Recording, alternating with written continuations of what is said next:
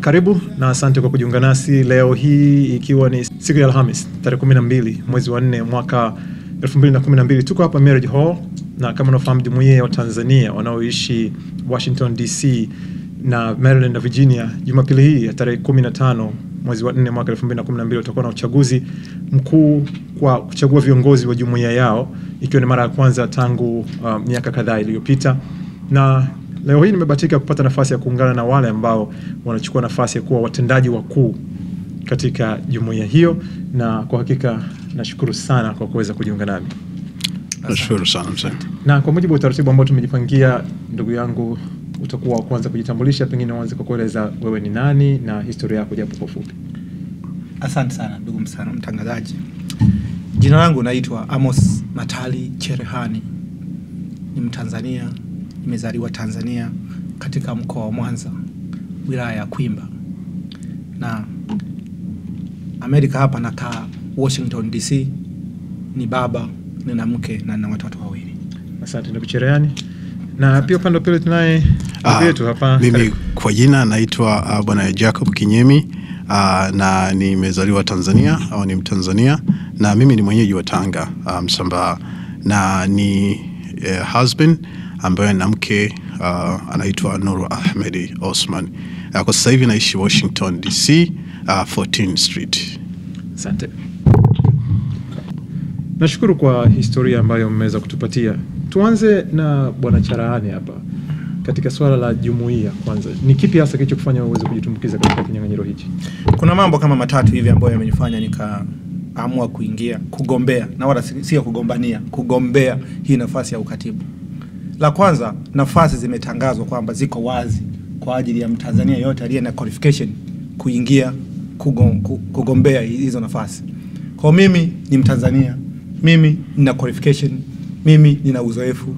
Kwa hilo tosha limenifanya ni chukue fomu kugombea nafasi ya ukatibu. La kwanza. La pili, ninao ndugu jamaa na marafiki katika Washington DC, Virginia na Maryland ambao wanafahamu experience ya utendaji wangu wa kazi.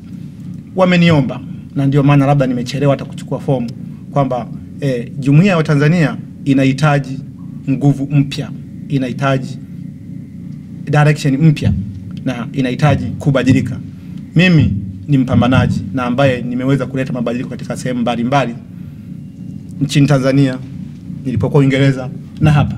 Kwa nikaona mimi naweza nikawa ni best candidate. Najua wapo ma candidate wazuri sana katika hii position, lakini nadhani mimi naweza nikaleta mabadiliko ya kweli katika jumuiya ya Tanzania. Na ndio maana nimekuja kugombea hii nafasi. Unapozungumzia mabadiliko, ina maana kuna baadhi ya mambo ambayo wewe umeyaona na pengine unafikiri inahitaji kutendeka, ama yatendeki visivyo, au nafikiri yanaweza akatendeka vema zaidi.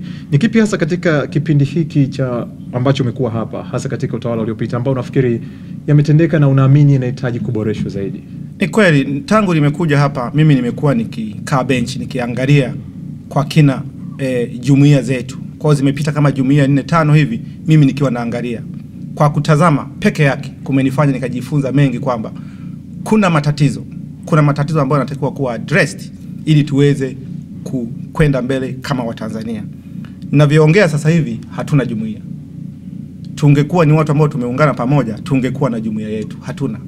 Kwa anatakiwa mtu wa kuwavuta Watanzania mmoja mmoja huko waliko na kuja pamoja ili tufanye kazi pamoja. Naposema tufanye kazi pamoja, na maana kwamba Watanzania walioko DMV wanahangaika na shughuli zao mmoja mmoja. Sasa kwa nchi kama Amerika ambayo iko complicated, kupata information kama individual inakuwa ni kazi kubwa sana. Tunahitaji chombo cha kuwaunganisha Watanzania, ili pale unapohitaji msaada, unapokwenda kutatua tatizo lako la kiafya, la kisheria, la kishule, la kitabibu, usimame na jumuiya. Una express mambo yako mbele ya sheria, pembeni imesimama jumuiya ya Watanzania ila yokutetea kwa namna moja au nyingine. Kwa kufanya hivyo, tutawafanya Watanzania wetu waende shule, Watanzania wetu wapate insurance, Watanzania wetu wapambane na mambo ya makaratasi hapa Amerika, na zaidi ya hapo Watanzania wetu wapate ajira. Ndio maana nimesimama kwa ajili ya kugombea kiti cha ukatibu. Asante sana. Kirejea kwako ndugu yangu Jacob Kinyemi, wewe ulikuwa wa kwanza kuchukua fomu ya kugombea. Ni kama vile ulikuwa tayari punde baada ya nafasi kutangazwa. Ni kipi hasa kilichokufanya ufikiri kwamba ulikuwa tayari, na ni kipi ambacho nafikiri unataka kuleta katika jumuiya yetu? Nashukuru sana ndugu yangu kwa kuuliza swali hilo zuri sana. Ni swala ambalo nafikiri Watanzania wenyewe sasa hivi wa eneo ile DMV wanaangalia ni mambo gani hii jumuiya italeta different. The reason ninaingia katika kinyang'anyiro hichi cha uchaguzi kwa position ya ukatibu ni kwa sababu ya niko honest, na vile vile ni mwajibikaji, na jingine ni I care about other people, na kuna umuhimu wa kuwa na jumuiya. Mambo yetu yakitaka kufanikiwa kuweza kutatua matatizo yetu, swala la jumuiya ni swala la msingi sana. Tunaweza tukafanya mambo yetu kwa pamoja kwa kupitia jumuiya. Kwa hilo ni la kwanza, jumuiya lazima iwepo ili iweze kutuunganisha wote, kwa sababu kinachotokea sasa hivi ni kwamba watu wako makundi, wako tofauti tofauti. Kwa hiyo ninachofikiria kazi kubwa ambayo inatarajia mbele yetu ni kuhakikisha watu tunakuwa kitu kimoja. Kwa hiyo kama jumuiya tunahakikisha kwamba kutakuwa na udini, kutakuwa na uchama, kutakuwa na ukabila. Lengo letu linakuwa moja kama Watanzania katika kutatua matatizo.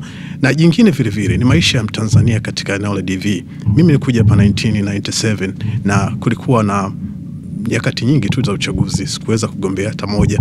As I say, ni kwamba nafikiri Watanzania wanacholalamika sasa hivi ni namna gani hii jumuiya itawafanyia mambo tofauti. Kwa mfano katika masuala ya how wata socialize, na hiyo socialize italeta benefit nini, na kama ataingia kwenye jumuiya ni manufaa gani atapata. Umeelewa? Kwa hiyo watu wanachoangalia Watanzania ni namna gani itawaletea mambo au maendeleo katika maisha yao ya kila siku katika jumuiya. Kwa hiyo katika swala hilo kuna kero nyingi zinajitokeza. Kero ya kwanza ni swala la anapokufa mtu. Umeelewa? Hilo ni tatizo kubwa. I think kinachotokea sasa hivi ni kwamba hatujajitayarisha. Anakufa mtu and then tunatafuta njia za kuhakikisha either mwili usafirishwe au azikiwe hapa. Ziko solution za hizo. That's why naingia kwenye hichi kinyang'anyiro. Solution ya kwanza ni kwamba tunaweza tukawa na mfuko wa dharura ambao nimeweza kufanya hivyo wakati nilivyokuwa New York na community ya New York. Niliweza kushauri kwamba tunaweza tukatumia opportunity ya viongozi kuja hapa kufanya fundraising, na tuweza tukaanzisha ule mfuko kwa $10,000. Hiyo ni ya kwanza. Ya pili vile vile nimefuatilia kwamba tunaweza tukawa na life insurance kwa kutumia organization as a group, wanachama wetu tukawa insure, ambao kama chama kitalipa $15 kwa mwezi. Na kingine vile vile kuna program za watu ambao wako makazini, wanaweza wakatumia hiyo opportunity, ni $5, $6 kwenye their paycheck, wakaweza kuweka na hiyo life insurance. Kwa hiyo swala jingine. Swala la tatu ni Watanzania namna gani kutotegemea kuajiriwa. Kama unavyojua wengi wetu tunafanya kazi za maboksi, na wengi wetu vile vile tunataka kubadilisha mazingira ya hizi kazi. Kwa hiyo sisi kama jumuiya, na lengo kwa nini nagombea katika kinyang'anyiro ni kuhakikisha Mtanzania wa DMV anakuwa empowered kwamba anaweza akaanzisha biashara yake ndogo ndogo. Kuna line of credit tunaweza tukaitumia katika jumuiya ambayo inaweza ikatoa mikopo kwa watu wa Tanzania ambao wanaweza kuanzisha biashara zao ndogo ndogo. Kwa lengo la nikirejea kwenye swali lako, lengo la kuingia katika kinyang'anyiro cha katibu ni kwamba Watanzania wana matatizo, Watanzania wanahitaji maendeleo, kwa wanatafuta mtu ambaye ni mwaminifu, ambaye ana history ya kujumuika nao katika kutatua matatizo, ili kuhakikisha jumuiya ilete maendeleo katika maisha yao ya kila siku. Umezungumzia mambo mengi mazuri. Umezungumzia ajira, umezungumzia swala la matatizo yaliyoko hapa. Kabla hatujafikia kuyatatua hayo yote, kitu cha kwanza ambacho nakiona katika jumuiya yetu ni kama vile baadhi ya watu wamekosa imani na jumuiya, kiasi kwamba unaweza kuona kwamba kuna wengine sasa hivi hawataki kabisa kujishughulisha na swala hili. Kama makatibu, nikianza na wewe, yeyote atakayechaguliwa, ni vipi unafikiri unaweza kurejesha imani ya Watanzania katika jumuiya yao ili waweze kushiriki katika haya ambayo unayosema, ambayo itakuwa ni kwa manufaa yao? Mimi nafikiri kitu cha kwanza, kila Mtanzania kwanza ajue kwamba tunaweza tukafanikiwa mambo yetu tukiwa pamoja. Mimi ni mpenzi sana wa Mwalimu Julius Kambarage Nyerere, na yeye alikuwa anasema umoja ni nguvu, utengano ni udhaifu. Na imani kuna Watanzania wana mawazo mazuri sana. lengo wanachohitaji ni connection kati ya viongozi ambao wata-implement strategies za matatizo yaliyopo. Kwa idea hapa ni kuunganisha watu wa sehemu mbalimbali, kuweka kitu kimoja kwamba tunaweza tukatafuta matatizo yetu, tukatatua matatizo yetu kwa kuunganisha pamoja. Kwa hiyo kitu cha kwanza ni kuwa na umoja. Mwenendo hiyo moja. Pili, na kuwa na connection. Yani wajifeel kwamba they are part of it. Yani kuwa na open door policy. Kwamba mtu anaweza anytime akatoa wazo lake na likasikilizwa. Na sisi kama viongozi challenge ni make sure tuna implementations za kuhakikisha haya mawazo na njia zozote za kutatua matatizo nani. Kuwajenga watu katika mazingira kwamba wajifili ni kitu kimoja bila kubaguliwa either gender, bila kubaguliwa either dini, bila kubaguliwa either politics. Ni kwamba they feel kwamba a part of it. Kwa kitu cha kwanza kabisa ni kuunganisha watu kuwa kitu kimoja. Kwa sababu ni part zote mbili zikiungana pamoja ndio tunaweza tukafanikiwa, viongozi na wale wanaoongozwa. Na wewe Mshirani umeweka bayana mipango yako na nia na sababu za kuingia katika mchakato huu. Swala ambalo kama nimemuuliza ndugu yangu Kinyemi hapa. Wewe kwako ni kipi ambacho nafikiri kinastahili kufanyika ili Tanzania wa DC wa DMV warejeshe uimani? Asante sana kwa hilo swali. Kwanza kabisa ni kweli wa Tanzania wamekosa imani na uongozi wa jumuiya. Hilo lazima tukubali. Kinachotakiwa kufanyika hapa, kwanza viongozi watakaochaguliwa waweke promises zao katika matendo. Yani badala ya kuzungumza, waweke wale waliozungumza katika matendo. Ni katika matendo yetu sisi kama viongozi tutabai imani kutoka kwa Watanzania. Hilo ni la kwanza. Namba 2, lazima tuje na mikakati. Mikakati ya viongozi ambao nimewasikia wakizungumza ni hii ya kusocialize, kuzikana. Lakini jumuiya ya Watanzania haitakiwi iishie hapo. Inatakiwa iwe na mipango ya kuanzia leo. Leo umeingia ofisini, umefanya nini? Unahakikisha kwamba kila Mtanzania amejulikana yuko wapi. Je, mipango ya mwaka mmoja, miaka 5, miaka 10, miaka 50 ikoje? Kwa hiyo hatuishii tu kwenye kuzikana, hatuishii tu kwenye mpira, lakini tunaenda miaka 50 mbele. Mfalme Menelik wa Ethiopia aliamua kuleta wa Ethiopia hapa DC miaka 1800 na kitu kuja kusoma hapa Amerika. Leo hii wa Ethiopia wanamiliki 7-Elevens, wanamiliki parking lot, wanamiliki mahoteli. Sisi tuna miaka michache hapa, 10-20. Mipango yetu ni ipi? Kwa hiyo lazima tuwahakikishie Watanzania kwamba tunakuja na mipango ya kuanzia siku naingia ofisini. Katika miaka 10 ijayo tutakuwa na madaktari wetu, ndio. Huo ndio mkakati. Katika miaka 15 ijayo tutakuwa na wanasheria wetu, ndio. Sasa hiyo ndio mipango ambayo Watanzania wanapenda kusikia. Wakisikia leo hii kwamba kuna mipango ya namna hiyo, imani itarudi. Namba 3. Katika uongozi wa jumuiya uliopita walikuwa na style za utawala. Tukirudi kwenye vitabu kuna aina mbalimbali za utawala. Lakini mimi nilichojifunza ni kwamba style ambazo walizitumia viongozi wetu waliopita ni laissez-faire style. Yani ipo tu, uje kwenye kikao sawa, usije sawa. Hiyo huwa haijengi. Sasa sisi tuje na style tofauti ya administration. Tuje na style inayoitwa utawala shirikishi. Tuwashirikishe watu wetu kwamba tukae katika meza ya duara, watupe walio nayo na waone kweli kwamba yale ambao wanayo tunayafanyia kazi. Participative style of administration. Tukifanya hivyo tutarudisha imani, na tukirudisha imani Watanzania watakuwa pamoja na sisi bega kwa bega kuhakikisha kwamba miaka 50 ijayo basi hata president wa United States atoke Tanzania kama alivyotoka Obama.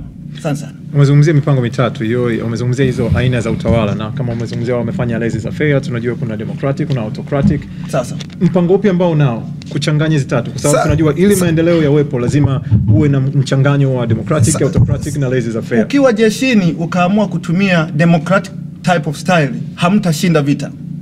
Lakini pia ukileta demokrasia, ukileta autocratic au dictatorship kwenye demokrasi kama hii ya wanajumuiya, hautaweza, kwa sababu wanakukimbia. Wanajumuiya wana upeo. Tunakwenda kutawala watu walio na shule zao, waliosoma, watu walio na exposure. Kwa hiyo ukitumia dictatorship haitaweki. Ukitumia laissez-faire, umeona jumuiya zinaanza miezi 3, miezi 4 zinavunjika. tunahitaji participative, aliye na PhD yake akae na mimi pale ambaye nimemaliza darasa la 7, tuzungumze kwamba bwana, miaka 20 ijayo mtoto wa Libe atakuwa daktari, na sisi badala ya kwenda kwa Nigeria tunakwenda kwa mtoto wa Libe. Hayo ndio mambo ambayo Watanzania wanategemea kusikia kutoka kwetu. Nikirejea kwako kwa Kinyemi hapa, ukiangalia utaratibu mzima wa uongozi, umeonekana kama vile jumuiya zimekuwa zikiyumba, na umesema ulikuwa tu pembeni ukiangalia. Ni kipi hasa ambacho nafikiri kinaweza kaingia katika ule mfumo tunajifunza kutokana na makosa? Kipi ambacho umejifunza katika makosa hizi tawala zilizopita ama uongozi uliopita ambao unafikiri ukikipandikiza sasa hivi wewe ukiingia ofisini pamoja na timu yako mnaweza mkafanikisha na tukasonga mbele? Mimi nafikiri viongozi lazima uwe na vision, na mara nyingi unaangalia miaka 5, miaka 10, 15 ijayo. Moja, pili, you have to be prepared kwamba unajua kabisa wewe pale utakuwa leader, uta make a decision, na some of them is going to be tough decision, na uwezi kufanikiwa bila kuinvolve wale unaoongoza. Kwa hiyo linakuja swala la kuwainvolve wale unaoongoza. Kwa likija swala la vision, tunajua tunataka tufanye nini. Nimezungumza maswali wa Tanzania sasa hivi wanataka kuwa wafanyabiashara wadogo. The question is how. Kwa kama ukiwa kiongozi, kitu cha kwanza kuhakikisha kwamba idea yangu ni kuwa na database ya ku make sure kwamba mtu akitaka kufungua biashara ndogo na hizo information zinakuwa ziko wazi. Hiyo moja. Na tunaposema kwamba Tanzania anataka kufungua biashara ndogo, tuna maana hapa ndani ya nchi, na kuna nje ya nchi, kwa sababu kama kuna opportunities ziko nyumbani na kuna watu wana hizo interest kuzipata, kama viongozi tuna wajibu ku make sure tujue, na ikiwezekana kama kuna Watanzania wanaweza kufanya hivyo tuwasaidie kufanya hivyo. Nitakupa mfano mdogo. Sasa hivi kuna nchi ambayo imekuwa independent ambayo ni South of Sudan. Kuna opportunities kule. Kwa hiyo sisi kama viongozi la kupaswa ni kujua kwamba ni opportunity gani. Kama wa Ethiopia na wa Kenya wanachukua na kuna Watanzania wako hapa wanapaswa kufanya hivyo, wanaweza kuchukua. Na nikirejea hapa ndani kuna opportunities gani? Opportunities ziko nyingi.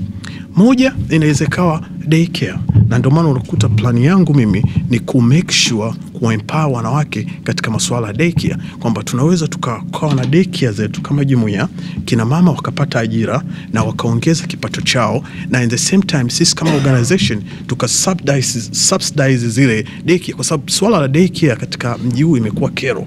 Watanzania wanatengeneza hela na wanalipa hela nyingi. Kwa kitendo cha jumuiya kuwezesha kuwa na zile daycare na kina mama kupata ajira na kutia hela yao katika huduma kama zile, kwa Watanzania watalipa kwa bei nafuu, I think ni kitu wanachohitaji. Moja. Pili, vile nilikuwa naongea, kuna Watanzania wengi wamekuwa involved katika masuala ya retail businesses. Nitatoa mfano, kuna watu wako kwenye Subway na washakuwa manager, lakini mmefuatilia process of franchise ni kwamba wanaweza waka-own Subway yao. How they gonna do it? Ni kwamba taratibu za franchise ni kwamba uwe na $50,000. Kwa jumuiya kama ina mfuko wa kutosha inaweza kaonana na watu kama hao, kwa sababu tunawajua wana experience, they've been in that business for a long time. Umeelewa? Na tunaweza tukawakopesha ile hela, tukahakikisha kwamba wanafanya biashara ndogo. And then mimi niko kwenye system ya DC Public School na nasaidia upande wa kuwafundisha math, kama kuvolunteer. Tunazungumza hii generation yetu, watoto wetu ambao tunawazaa, kwa sababu mimi na wewe ndio tuko hapa, tuna wake zetu hapa na watoto wetu tunawazaa wetu. How we gonna build our kids? Kateni, tunataka watoto wetu wawe madaktari, watoto wetu waniku. Katika swala zima la jumuiya tunaweza tukaformulate weekend kwamba tunakuwa na system in a place, watoto wetu wanaletwa kwa watu ambao wana uwezo, ili kuwezesha watoto wawe better future generation katika kipindi kinachokuja. Kwa maana nyingine ni kwamba tuwe na mikakati ya kuangalia watoto wetu tunaowazaa, tuwe na mikakati wa Tanzania ambao wako hapa wabadilishe maisha yao kuanzisha biashara ndogo, tuwe na mikakati ya Watanzania ambao wanahitaji scholarship hapa, yani kuna ugumu wa kusoma, ikiwezekana vile zipatikane. Hiyo ni mikakati yetu ambayo tunaendelea mbeleni. Kama unaweza kujibu kwa ufupi tu kidogo, umezungumzia kuhusu franchise na vision. Kuna maswali mawili hapa. Unapozungumzia franchise unamaanisha kwamba iwe ni franchise ambayo inamilikiwa na jumuiya lakini wao wanaendesha, au unamaanisha kwamba kuwawezesha wao kuwa na franchise zao? Mimi nafikiri tufanye kwamba Mtanzania sasa hivi badala ya wengi wetu kutegemea sehemu kuajiriwa, yani mtu wa kuajiri, kwa tuna empower watu kwamba wanaweza kufanya shughuli zao ndogo. yani wakajiajiri wenyewe. Na one of the processes nimekupa mfano ni franchise. Kuna nyingi kama McDonald's inaweza ikawa na a lot of complication, lakini nimekupa franchise ya Subway kwa sababu najua kuna Watanzania wengi wako kwenye hiyo system, kwamba ni jumuiya ina uwezo wa kutoa mkopo kwa Mtanzania wa 50,000 ili aweze kulipa ile establishment fees kwa ajili ya kuanzisha franchise. Kwa tunachokitaka sisi ni kwamba hela inapatikana kwenye jumuiya, kwa sababu that's the first target, to make sure kwamba hiyo jumuiya inakuwa stable financially, kwamba tuna hizi hela za kutosha kumake sure hela inapatikana na hii hela wanajumuiya wanaitumia. Kwa hiyo kwa kujibu swali lako ni kwamba lengo letu sisi, kama kuna Mtanzania anataka kuanzisha biashara, kwa hiyo jumuiya iwe na uwezo wa kumpa mkopo katika ile hela ambayo iko katika jumuiya ili aweze kuanzisha biashara yake ndogo. Nimekupa mfano mdogo tu wa franchise kwamba anaweza kufanya hivyo, kwa mfano kama Subway. Shukrani sana. Kabla sijarejea kwa maswali upande wa pili kwa ndugu zetu ambao wanasaidia, labda nizungumzie hapa. Nyote mmezungumzia kuhusu vision. Mipango makosa gani yalifanyika, labda nataka niseme kidogo. Ongeza. Umemuuliza ndugu yangu Mr. Kinyemi swali zuri sana. Kwamba ni makosa gani yalifanyika katika administrations zilizopita. Na kama nilivyosema awali kwamba mimi sikuwahi kujishirikisha katika administration yoyote kwa sababu nilikuwa naangalia mchezo. Sasa nimeamua kuingia huku, nilikuwa nimeshajua kwamba kuna makosa gani yalifanyika. Kosa la kwanza, wapiga kura wetu waliwapa kura viongozi, baada ya hapo wakawaacha hivyo. Unapompa mtu kura lazima uisimamie kura yako, lazima uifuatilie kura yako. Wakawaacha hivyo, kwa mambo yakaenda legelege, watu wakaibiwa, jumuiya zika collapse. This time hatufanyi hivyo. Unaponipa kura yako usiniache mimi kama cherehani, kura yako itaharibika. Simama na mimi tuijenge Tanzania, ukiniacha itaharibika. Lakini pia nimeona uchaguzi huu una mkono wa ubalozi, una mkono wa serikali. Kwa serikali, ubalozi wetu, balozi usiniache, ukiniacha jumuiya itaregarega. Umezungumza kuhusu balozi. Nikimalizia hapo siku ya kwanza ya ofisini tutatafuta wazee, wanaitwa baraza la wazee, ili lisimame pamoja na jumuiya. Wazee usiniache, ukiniacha jumuiya itaregarega. Waliachwa hawa watu, jumuiya zikavunjika. Umezungumzia kuhusu balozi. Mimi nataka nitoe comments kabla hujaendelea. Kwanza katika swala hili la makosa yaliyofanyika katika uongozi wa mwisho, samahani sana kwa kuinterrupt. Katika makosa ambayo yalifanyika katika uongozi uliopita, viongozi ambao walikuwa wamechaguliwa hawakuwa transparent kwa sababu unapoongoza watu inatakiwa uwe muwazi na mkweli. Na mara nyingi swala linalotatanisha ni swala la fedha. Umeelewa? Namna ukusanyaji, namna hela zinavyotumika, namna ya usimamizi wa ile fedha. Kitu ambacho kimenitia moyo, mhasibu ambaye anagombea, nimeongea naye, ana professional ya uhasibu, na katika mambo ambayo tumejaribu kukubaliana, nataka kujua anajua taratibu za kuiangalia pesa, yani hela ikitoka vipi na watu watapata informations monthly ku make sure kwamba ile ripoti kila mtu anajua nini. Kwa ile transparency ilikosekana. Kingine, nafikiri viongozi hawakuwa wanaongozwa kufuata katiba au policies, kwa sababu kila jumuiya au kila chama kinakuwa na protocols au kinakuwa na policies. Kwa hiyo kama unakuwa kiongozi na kama unakuwa ni, kwa kitu tutakachokifanya sisi ni kuwaelewesha wananchi kwanza waisome katiba. Waisome katiba, waielewe, ili wawe na uwezo wa kumkosoa kiongozi ambaye ataenda kinyume na katiba. Kwa hiyo anataka kutoa those two points, kwamba ni makosa gani ambayo yalifanyika. Ni kwamba hakukuwa transparent, na cha pili ni kwamba hakuweza kuongoza kwa kutumia katiba, au kwa maana nyingine policies watu walikuwa wanafanya wanavyotaka. Naomba ni comment kidogo pia kuhusu franchise. Kwa kifupi tu kwamba idea ya Bwana Yakubu kuhusu franchise is fine, tena ni bonge ya plan. Lakini jumuiya itawezaje kuwa na franchise isipokuwa na plans? Nafikiri labda Yakubu angekuja kwa ana plan gani na franchise. Jumuiya ina wataalamu, itawatoa wapi kwa ajili ya kuset up franchise? Tunaanza from the scratch, hatuna wataalamu. Lazima tutengeneze wataalamu wetu watakao embark on kwenye franchise. Hiyo sio issue ya siku moja au mwezi mmoja. unahitajika muda wa kuiandaa jumuiya wa Tanzania ili iweze kuingilia vitu kama franchise. Nataka ni comment hiyo. Mimi hizi ni idea, ndio maana tutasema sisi kama tutaingia katika madaraka tutajaribu kuileta jumuiya katika mtazamo wa Mtanzania awe na maendeleo. Kwa comment point yake ni kwamba taratibu za franchise ni rahisi, ila wengi wetu hatuzijui. Kwa nini nasema taratibu hizi ni rahisi? Kwa sababu mimi nakuwa na attend forums nyingi sana na naona taratibu zao zilivyo. Taratibu za kuanzisha Subway ambao kutokana na forum ambao nili attend ni rahisi, ni kwamba uwe na elfu 50, umeelewa? And then unachokifanya ni kuhakikisha kwamba wale watu ambao wanatoa ile license, of course franchise, unaweza kuitumia. Kwa sisi tutakachokifanya tutakuwa tunaandaa vile forum. Kwa mfano tunajua kuna watu wana interest kufanya biashara ndogo ndogo, person na wafahamu hao wataalamu wako kama 5 hivi, I know they are expert, wanakuja kuongea nao, if they have question wanauliza, lakini taratibu ni nyepesi na zipo, na kama jumuiya itakuwa na uwezo wa kuzalisha hela ya kutosha, I think manufaa ya jumuiya ni kumuendeleza mwanachama wake. Kwa kama kuna uwezo wa hela ya kutosha na mtu anaweza kukopeshwa 50,000, nafikiri hela ile inatoka kwa taratibu, mwanajumuiya anakopeshwa, na taratibu za kuanzisha franchise ni rahisi, hazina ugumu wowote, wapo wataalamu. Na maswali ambayo ningeomba kwa sababu ya muda tuyajibu kwa ufupi kabisa. Kila mmoja amezungumzia kuhusu vision hapa, lakini nataka kujua kwamba wewe unapata utakuwa katibu, ama wewe ukipata utakuwa katibu. Hizi vision ni vision ambayo inatakiwa ifanyike kama timu. Nyinyi mmewasiliana na watu wote wanaogombea kuweza kujua ni nini, kama wanakubaliana na hizi vision zenu, na kama mmewasiliana nao, ina maana kwa namna moja ama nyingine mmeshakuwa na piki ya nani ambaye mngependa kuwa katika timu ili muweze kuisogeza jumuiya mbele.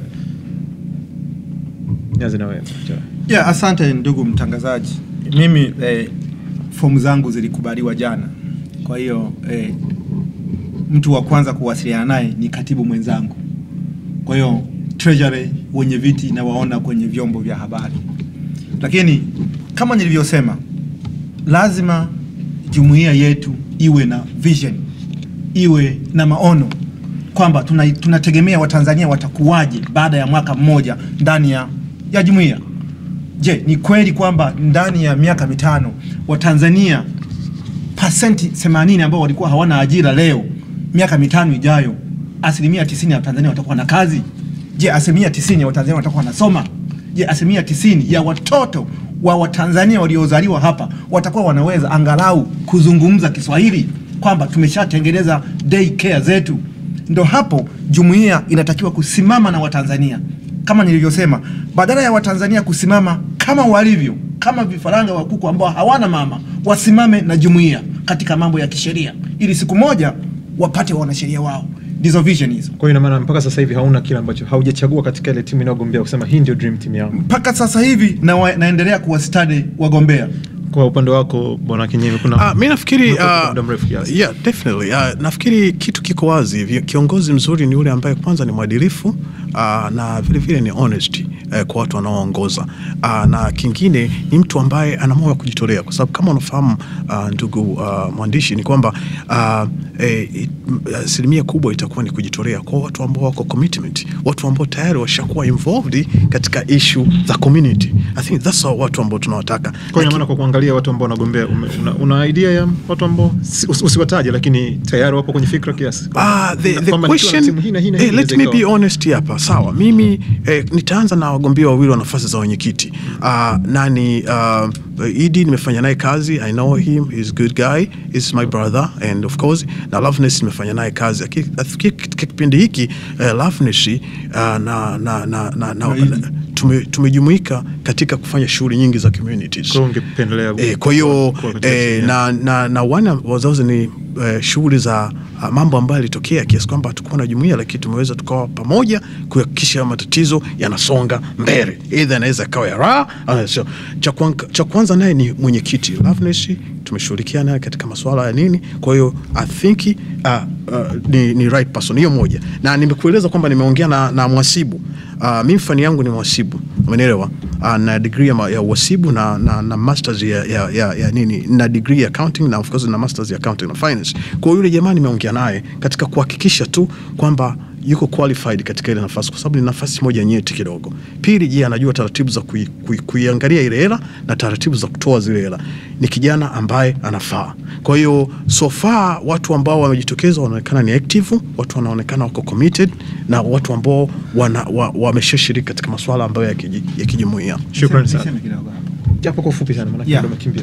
Nimesikiliza sera za wagombea, mwenyekiti Loveness namfahamu, Idi namfahamu, na nimeshajua nani ana uelekeo wa kuipeleka jumuiya yetu mbele.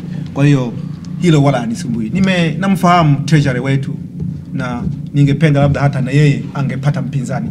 Kwa hiyo tuiombe ile timu inayoendelea kurecruit wagombea ipate mtu mwingine wa kuja kupata upinzani, ili tupate wide view. Akipita bila kupingwa, mimi sina imani na anavyosema Yakubu kwamba anafaa, tungepata mpinzani tukawaangalia kwa upande. Okay, narudi kwenye swali ambalo naweza ikawa la mwisho hapa. Tunategemea kupata katiba mpya ambayo wewe, mimi na wao wanaotazama sasa hivi wanatambua kwamba ndio itakayotusongesha mbele. Katiba ambayo ilionekana awali ilikuwa ni imeandikwa kwa Kiingereza. Nyinyi hapo kama mkiingia, kuna ambaye anaweza kutuhakikishia kwamba mtaweza kupinga swala hili, kuona kwamba tunapata katiba ya Mtanzania kwa Watanzania kuhusu Watanzania inayoandikwa kwa lugha ya Kitanzania, kwa maana ya lugha ya Kiswahili?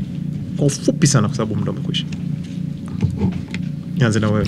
Mimi nafikiri kwa sababu nimeinvolve katika masuala ya hizi jumuiya, taratibu moja za registration unapofanya katika hizi jumuiya ambazo zinaitwa NGOs, unapoomba kule wanataka muwe mwakilisha katiba, kwa sababu I was involved katika many organizations, na ile inatakiwa iwe ya Kiingereza. Kwa hiyo kama swala litakuwa ni ile katiba kuitafsiri iwe ya Kiswahili kwa Tanzania kwenye website yetu, halitakuwa tatizo. Lakini nataka niweke wazi tu ni kwamba taratibu za hapa zinataka wakati tunafanya registration ile katiba iwe ni kwa ajili ya Kiingereza, lakini kulibadilisha haitakuwa tatizo. Katiba ni chombo cha wananchi, na wananchi wanatakiwa kuielewa katiba kwa lugha ambayo wanaiona inafaa. Pala ambapo katiba inahitaji lugha ya Kiingereza itabaki hivyo. Pala ambapo katiba itahitaji kwa lugha ya Kiswahili, basi itatafasiriwa ili Watanzania waweze kuielewa zaidi. Shukrani sana kwa ndugu yangu Amos Cherehani. Asante. Ndugu yangu Yakubu Kinyemi. Nami naitwa Mbelo Mandio. Tulikuwa pamoja hapa Mirage Hall kwa ajili ya mchakato wa kuweza kumpata mgombea katika nafasi ya katibu. Kwa niaba ya wenzangu Abu Shatri pamoja naye Lukujo pamoja na Sande Shumari, tunakutakia siku mwema, na tusikose Jumapili kwa ajili ya kupiga kura.